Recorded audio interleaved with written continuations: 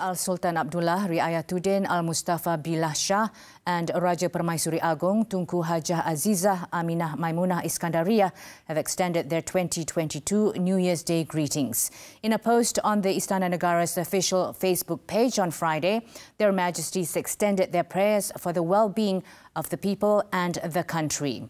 Unlike before, the eve of the new year was filled with Solat Hajat and Doa Selamat programs as a sign of respect and sympathy for the people affected by the recent massive floods. It also followed the announcement made by Prime Minister Datuk Sri Ismail Sabri Yaakob to cancel the 2022 New Year celebration.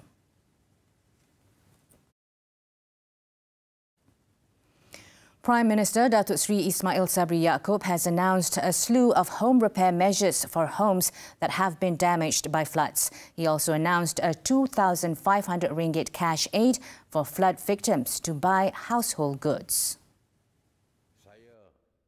Detailing the measures in his New Year's address, Datuk Sri Ismail Sabri announced flood relief of up to 56,000 ringgit each for the purpose of home rebuilding for victims whose homes were completely destroyed as a result of the tragedy.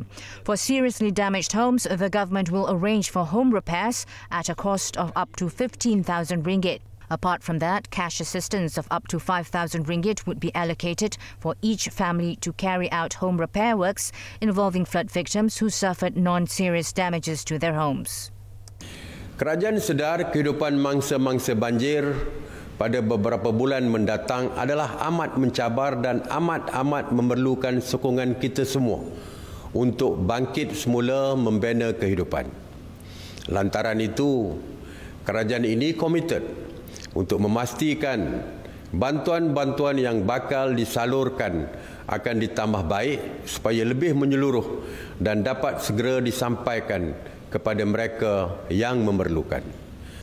The Prime Minister said that despite the tragedy and grief brought about by the recent disaster, the floods had also brought to light the true spirit of Keluarga Malaysia, bringing the people together regardless of race, religion and rank. Datuk Sri Ismail Sabri also expressed his appreciation to the security agencies, government staff, non-governmental organisations, volunteers as well as individuals who worked tirelessly to help and coordinate relief missions during the floods as well as post-flood rehabilitation work. Meanwhile, Datuk Sri Ismail Sabri said that the year 2022 will see the government boosting economic recovery with the implementation of various initiatives to ensure economic resilience and the well-being of Malaysians. He said one of the government's main focuses in 2022 is to create at least 600,000 new job opportunities besides reviving the small and medium enterprises. Datuk Sri Ismail Sabri said several important themes need to be mobilised in 2022, and among them is the empowerment of the digital economy in line with the demands of current realities. He added that he will personally lead the government's poverty eradication initiative in order to tackle poverty in the city as well as in rural areas. Saya sendiri akan mengetuai inisiatif pembasmian kemiskinan oleh kerajaan melalui penubuhan unit kemiskinan yang diwujudkan di peringkat pusat, negeri dan daerah bagi menangani isu kemiskinan dan jurang pendapatan. Ini meliputi kemiskinan di bandar maupun di luar bandar. Atas semangat keterangkuman yang sama, kerajaan akan terus memberikan fokus kepada kemajuan dan pembangunan luar bandar di serata Semenanjung, Sabah dan Sarawak. Meanwhile, despite the difficulties faced in 2021, Datuk Sri Ismail Sabri stressed that the government's efforts to rehabilitate and restructure the country's economy has resulted in the positive achievement of several key macroeconomic and people's indicators. He said for the first time, the total trade reached 2 trillion ringgit after growing 24.6% during the period of January to November 2021 compared with the same period in 2020. He added that investment figures are often one of the popular indicators of the business community's confidence in a country's economic integrity, stating that Malaysia recorded a positive growth of 12.8 billion ringgit net foreign direct investment (FDI) in the third quarter of 2021, compared with 8.2 billion ringgit in the second quarter, which is an increase of 56%. The Education Ministry has issued a revised 2021-2022 Session 3 school reopening based on the latest standard operating procedures brought about by the latest COVID-19 situation in the country. The Education Ministry, in a statement on Friday, said the operation of educational institutions that have not reached a complete vaccination rate of 90% or more will remain on a rotating basis, and the list of institutions will be updated on a weekly basis. The ministry said primary school students in Standards 1, 2 and 6, all Supplementary Food Programme RMT recipients, special needs students MBK from Sekolah Kebangsaan Pendidikan Khas SKPK and Integrated Special Education Programme PPKI may attend physical school sessions without the need of a rotation system. For primary school students in Standards 3, 4 and 5, these category of pupils will return to school on a rotational basis. As for secondary schools, MBK students from SKPK, vocational schools and PPKI may attend physical school sessions without a need for the rotation system. Students from removed classes Forms 4, 5 and 6, Pre-University, International Baccalaureate Diploma Programme IBDP and International Examination students may attend physical classes without rotation if the vaccination rate has reached 90% at the respective institutions, while rotations will be enforced if the vaccination rate is below 90%. Students from Forms 1, 2 and 3 will also attend classes on a rotation basis. Meanwhile, daily, private and expatriate schools with an enrolment of below 300 students may operate face-to-face classes without a need for rotation. For these schools which have more than 300 students, they may request to resume operations at full capacity pending approval from the ministry. In addition, the ministry said it is also continuously monitoring the latest flood development, which sees schools being used as flood relief centres. It said more information on the operations of the related institutions will be announced on January 3rd after taking into account the readiness to operate. The Malaysian Meteorological Department, or Met Malaysia, expects rain to continue until January 3rd. According to a statement issued by the department, the forecast is based on the analysis of the Weather Research and Forecast Model Met Malaysia, or MMDWRF, European Centre for Medium Range Weather Forecasting, ECMWF, and Global Forecasting System, GFS. It said the formation of active rain clouds in the South China Sea and Sulu Sea has the potential to cause continuous rain in North Sabah and the east coast of the peninsula. A heavy rain warning has been issued for Kelantan, Terengganu, Pahang and Johor until January 1st, while in East Sabah until January 2nd. The first and second category of strong winds and stormy seas warnings were issued for the east coast waters of the peninsula, including East Johor, Sarawak and Sabah until January 4th. More than 3,700 flood victims are still housed at 50 temporary evacuation centres in 5 states as of 7 p.m. on Friday. The East Coast states of Pahang, Kelantan and Terengganu recorded the highest number of flood victims, while the numbers saw a slight decrease in Pahang and Selangor. In Kelantan, the number of flood victims dropped to 1,073 people from 348 families on Friday evening, compared with 1,399 people from 412 families earlier in the morning. According to the Social Welfare Department's Info Bencana application, residents were taking shelter at 18 relief centres across the state, namely 10 in Kuala Krai, 7 in Jeli and 1 relief centre in Tanah Merah. Only one major river was was reported to be at the danger level, namely Sungai Kelantan in Kampung Temangan, Machang, with a reading of 19.92 metres, while Jalan Kuala Bala, which connects Jeli with Dabung, has been closed to all vehicles. In Terengganu, Kemaman was the latest to be hit by floods, raising the number of flood victims in the state to 433 people as of 7 p.m. on Friday. Some 43 victims from a total of 8 families are now being housed at a relief centre in Kampung Banho in Kemaman, which was opened since noon on Friday. Dungun continued to record the highest number of victims in the state, with 390 people from 115 families still taking shelter at 2 relief centres in the district, namely the Kampung Syukur Multi-Purpose Hall and the Kampung Pasir Raja Community Hall. According to the State Disaster Management Secretariat, the rescue team is continuously monitoring the situation there and does not exclude the possibility that residents from 2 other nearby villages might need to be evacuated soon due to the continuous heavy rain. According to the Department of Irrigation and Drainage (DID) official info Banjir portal, 3 stations, namely Sungai Besut at Kruak Bridge, Sungai Dungun in Kampung Pasir Raja, Dungun, and Sungai Nerus in Kampung Langkap, Setiu, were reported to be above the warning level. In Pahang, a total of 2,366 evacuees were being housed at 32 relief centres on Friday evening. The relief centres with the most number of evacuees were in Pekan, followed by Temerloh, Kuantan, Bentong and Maran. Meanwhile, the DID official portal reported that 2 rivers were at the warning level and increasing, namely Sungai Tembeling in Kampung Merting, Jerantut, and Sungai Luit in Kampung Subuh, Maran.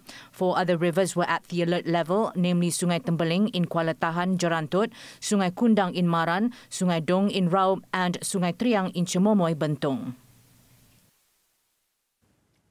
Air Selangor Sdn Bhd is offering waiver on the January 2022 water bill for domestic account holders in Selangor and Kuala Lumpur who were affected by the recent floods. Air Selangor, in a statement on Friday, said the payment exemption is part of the program Bantuan Selangor Bangkit (BSB) announced by the Selangor State Government. According to the statement, flood-affected consumers will automatically receive a water bill payment exemption for a period of 1 month and will not have to fill in or send any form to Air Selangor. The water bill for that month would still be issued, but those eligible need not have to pay. For further information, consumers can contact Air Selangor's Communications Centre, refer to its applications, Facebook, Instagram and Twitter, or its help centre.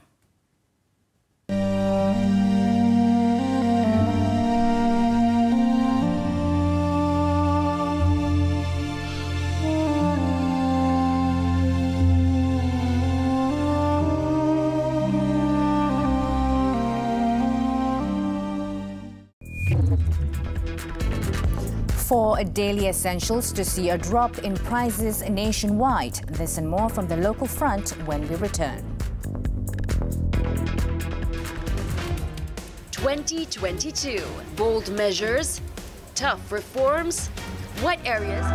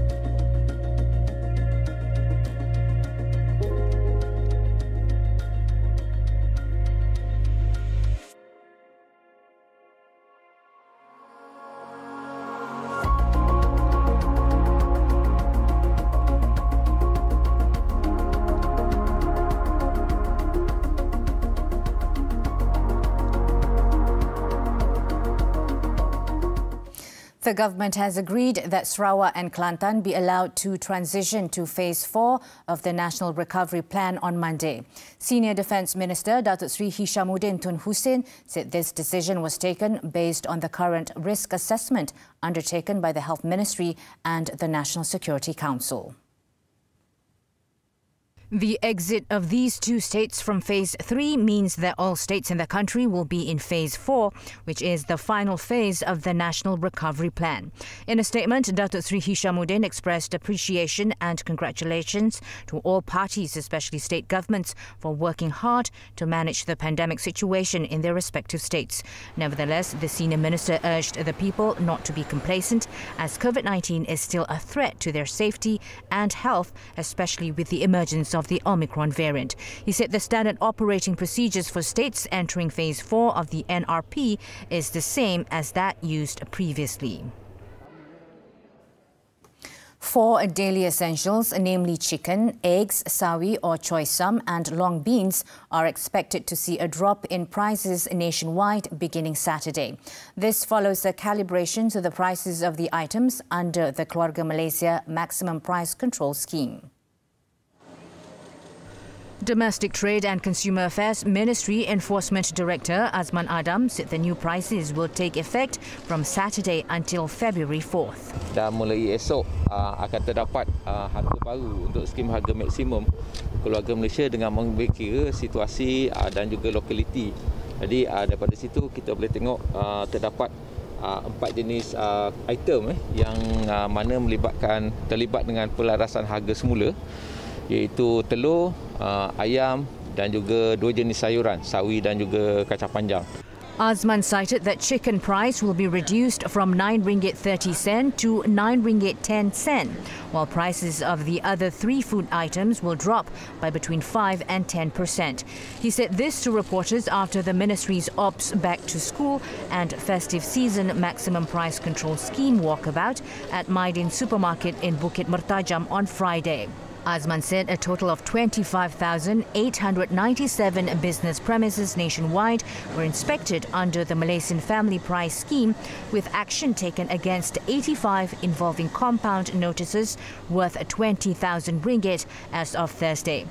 He said under the back-to-school operation, inspection and monitoring were focused on ensuring that traders did not increase the price of school supplies arbitrarily and complied with price control rules.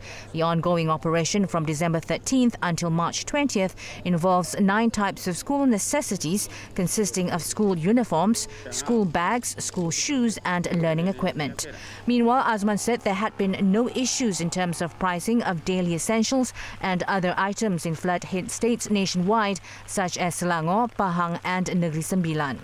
He, however, added that some areas did see a shortage in supply due to logistics issue. Nevertheless, he said from Saturday onwards, authorities will launch a special operation in Pahang to ensure issues in terms of pricing and supply can be better addressed.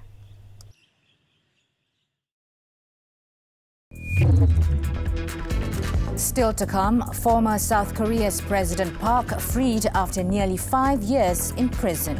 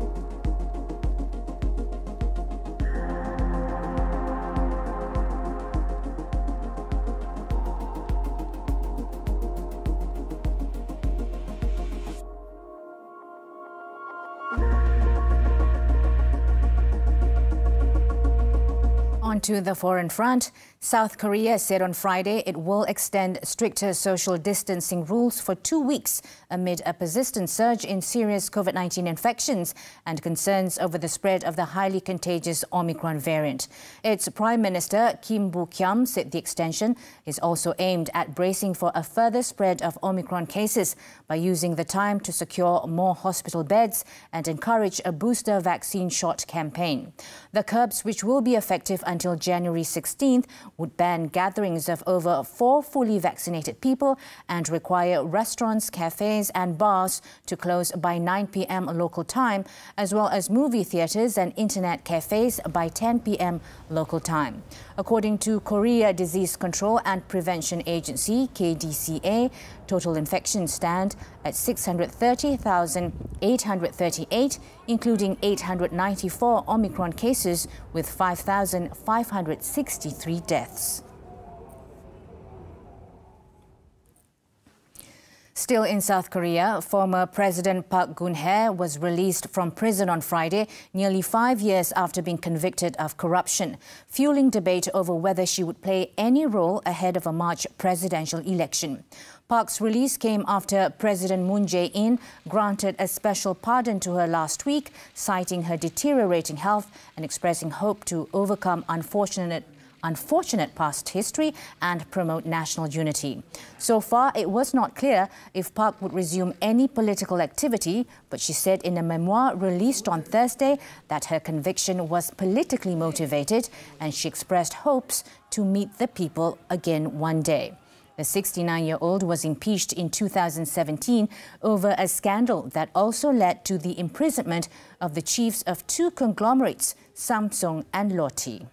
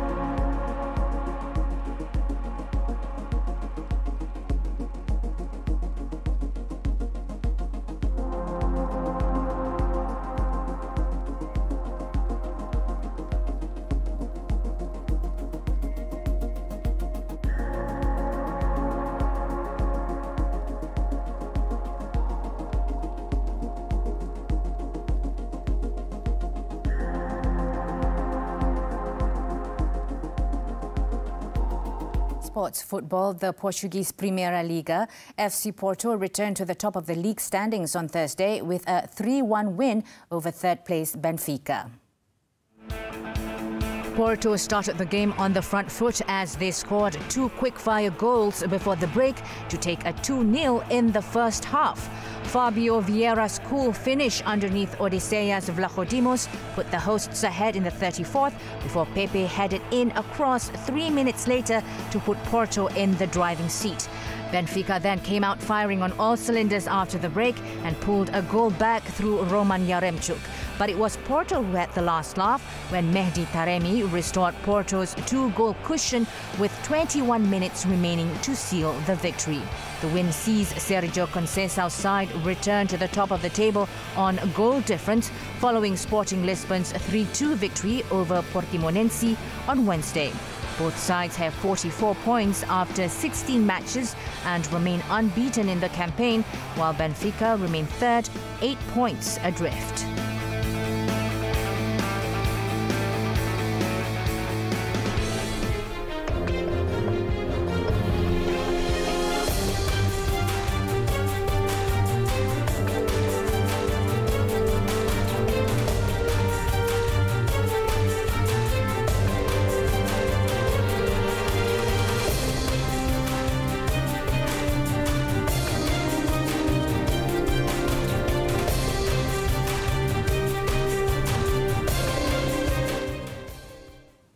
And that's it for Nightline this time around.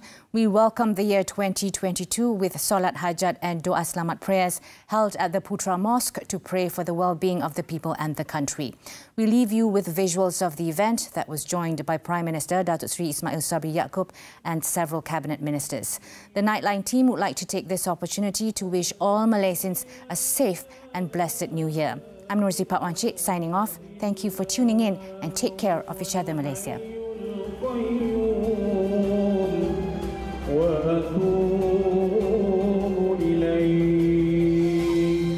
بسم الله الرحمن الرحيم ياسين والقرآن الحكيم إنك لمن المرسلين على صراط مستقيم تنزيل العزيز الرحيم لتنذر قوما ما أنذر آباؤهم فهم غافلون لقد حق القول على أكثرهم فهم لا يؤمنون